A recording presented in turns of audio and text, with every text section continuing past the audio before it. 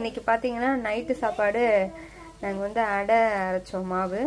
So அதுதான் இன்றைக்கி குழந்தைங்களுக்கு தான் கொடுக்க போகிறேன். கொஞ்சம் சீக்கிரமாக கொடுத்துடலான்னு சொல்லிட்டு ஒரு 7 மணிக்காக ஊற்ற ஆரம்பிச்சிட்டேன்.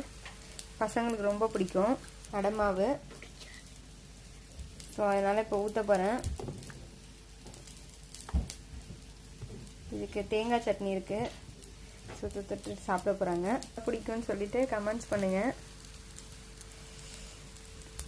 தம்பிக்கெலாம் இப்படி மொத்தமாக ஊற்றினா தான் பிடிக்கும். எங்கள் வீட்டுக்காரங்களுக்கு தோசை மாதிரி ஊற்றினா தான் அடையே பிடிக்கும். வச்சாச்சு.